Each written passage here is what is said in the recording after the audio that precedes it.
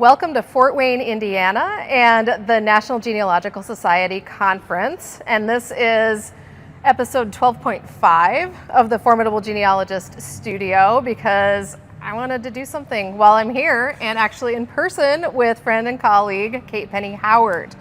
And we were talking about some of the contrasts between this type of conference and also RootsTech, which we've both attended. And we thought maybe we can impart some wisdom for anybody that is interested in going to one of these. So, Kate, what are just a couple differences that you see between like the National Genealogical Society Conference and RootsTech, because they're very different animals? Sure. Well, I've been to 3 RootsTechs and 2 NGS conferences, and in my experience, RootsTech has always been in Salt Lake City. So for me, that is a draw for that because Salt Lake City is so different from where I live, which happens to be Fort Wayne, Indiana. And when I got to go to NGS, it was in Richmond, so that was really fun.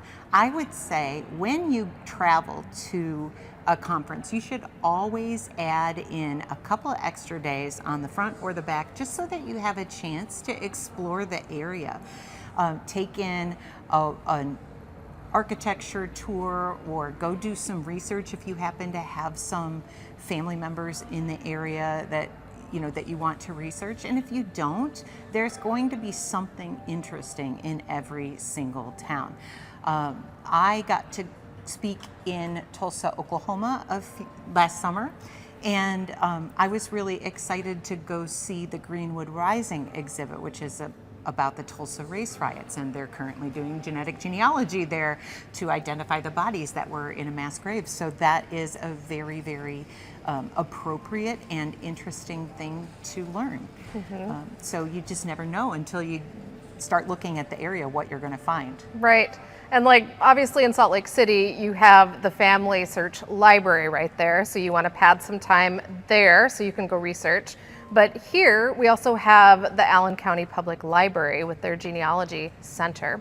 And then a lot of conferences like this one will include excursions. Like yesterday, a lot of our colleagues went on cemetery tours. Yep.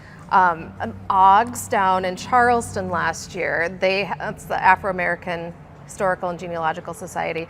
They had excursions to cemeteries as well, and museums and other cultural exhibits. So put extra time in. Don't just buy a flight for the minute the conference is over. Yeah. What else? And it's nice to have that cushion too, because if there is a delay with your flight and you're planning on arriving the morning of the conference, you are going to have a problem if you're going to miss half the conference. You might as well just turn around and go home maybe, Right. So you don't want to miss your whole thing. Right. And you're going to have an overwhelming schedule usually. You're going to have all of these different sessions that conflict with each other. Now, at 9:30 this morning, there were 2 different ones that I really, really wanted to go to. There was a Judy Russell talk, and she's phenomenal if you haven't looked into anything that she talks about. She's the legal genealogist. At the same time as Nicole Dyer was doing one on different AI programs and how they can read handwriting. And so you look at that and you can see that Judy's is going to be recorded. You can watch that at a later time, whereas Nicole's was in person only. So pay attention to that when you are planning your schedule, and you don't have to fill every single slot with something to go to. They do have breaks in between them at least, so you're not just like in high school going to different periods. Mm-hmm, mm-hmm. What else is the breaks are the dangerous part though, because you will run into somebody who wants to talk to you about something and tear you away from your schedule. Yeah. And those conversations sometimes are the best things about the whole conference, but if you miss that presentation that you really want to see because somebody wants to tell you about their, toenail collection, then right. You're never going to get that time back. Exactly. And that's the main reason I go to conferences, not toenail clippings, but for the in-person stuff, because like genealogy is so often such a solitary thing, and you're alone on your island, whether you're a professional genealogist with your own business or just somebody working on your own family. And this is a way where you can actually pretty easily strike up conversations with strangers and find a commonality. And then you can just go on and on about our, like special interests and learn that you might make new friends that you might see several times per year at various conferences. Yeah. Let's talk about some differences between NGS versus RootsTech as well, and that would be the size of it. That's the biggest one. NGS, it's big. We're at a huge conference center, but it's not a swarm of people. It's a much more manageable amount of people. Whereas RootsTech, do you have any idea how many people go annually? I've never been able to get a straight answer after COVID about how many in-person people there are. Yeah. I think also there's probably a different demographic at RootsTech versus here. So RootsTech is very, very family oriented. Most of the people who are here at NGS are probably more serious genealogists, career type, genealogy adjacent careers, things like that. So. Right. There are a lot of librarians that I've talked to, archivists, historians. I've talked to somebody about archaeology today. So there's just a lot of that. There's often a more academic feel, I feel, at this type of conference versus RootsTech, which has more beginner options a lot of the time. So Jen, what do you bring with you when you come to a conference? Winter clothes, regardless of what season it is.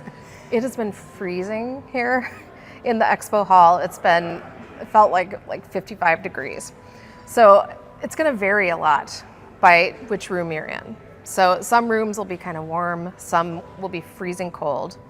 And don't pack those cute shoes. Wear like your most old person like orthotic shoes. Yeah, that's what I wear, because you're going to be on your feet a lot. Even a conference like this, that's in a smaller venue than Salt Lake City, you're still walking a ton. Bring your computer. If you have a laptop, bring that, or an iPad would be fine too. Bring that into the sessions, because you typically cannot take photos of the slides that the presenter is doing. So you're going to want to jot down your own notes, though typically there will be a syllabus provided as well that you can reference from home later. And if you have access to the recordings, you can refer to the slides on the recording as well. Yeah, exactly. Most of all, I would say be prepared to be exhausted. A lot of us, like I was talking about earlier, that we work in a solitary way and maybe we need a little more quiet time than some other people do. You will be mentally and physically exhausted, but in a good way. Your brain will be full, and you will find loads of interesting people to talk to, especially like at the expo hall. If you go to a conference by yourself and you're worried that you're not going to meet people, just strike up conversations at the booths in the expo hall, and you may easily find a friend that way. Yeah, because genealogy conferences are kind of like a family reunion for a family you didn't know you were in, where everybody likes to talk about the things that your family doesn't really care to talk about, but we find this kinship here together because, we all know what FOIA means, or we all know about migration patterns during a particular period. Right. And so we don't have to explain everything from ground zero, because we are some kind of family. Mm-hmm. So my final thought would be that I encourage you to go to something in person. The virtual stuff is great and all, but there is just so much available online. Go in person, because a lot of these in-person conferences are not financially able to continue to happen. So try and support them when you can. Use conferencekeeper.org to see where there are other conferences near you that aren't just the big ones. Like, what are some of the state ones or smaller ones that you've been to? So we just had the Ohio Genealogical Society Conference. It is probably about as big as NGS, I would say. Okay. It was in the Cincinnati area. It is usually at the very end of April, beginning of May, and I really appreciate it. Now, one thing you might first think is, why should I go to the Ohio Genealogical Society Conference when I don't have any Ohio ancestors? I have some very brief Ohio ancestors. My family is from Michigan. And so the great thing about the Ohio Genealogical Society Conference is that really should be called a Midwestern Genealogy Conference. So if you have ancestors who at any point in time lived in any of the Great Lakes areas or the Ohio River Valley, you're going to find wonderful, wonderful sessions that are appropriate to your ancestors. And even if your family is, from Texas or somewhere, you're still going to find lots of sessions that are valuable to you. So, think about, if you have a chance to add on to another trip that you're taking. You may have a conference in the area that you wouldn't normally go to. What other state conferences have you been to?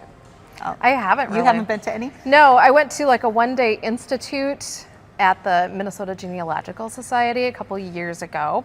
So that's, again, a smaller thing and something you could find on conferencekeeper.org. Yep. And any in-person thing that you can support helps to keep this industry going. Yep. And breathes more life into it. Yep. So the North Carolina Genealogical Society has a fall conference, and it is a very good, it's a small conference, but they have great sessions, and they bring in great speakers, and it is a very good time to learn lots of things, but also make some connections with other genealogists. Most of the state societies have at least once or twice a year, they'll have a weekend seminar. And a lot of historical societies as well will offer these. So if they're more of a regional or a regional library, they will bring in a speaker for the day, and the speaker will speak for up to 5 hours usually, and spend time with people over lunch. And it's really an interesting, it's an interesting experience. I never know as a speaker exactly what I'm going to encounter when I get there, and I'm always very, very happy to have gone. So RootsTech is the first week of March 2027. If you are considering going, you should start planning it now and get your lodging.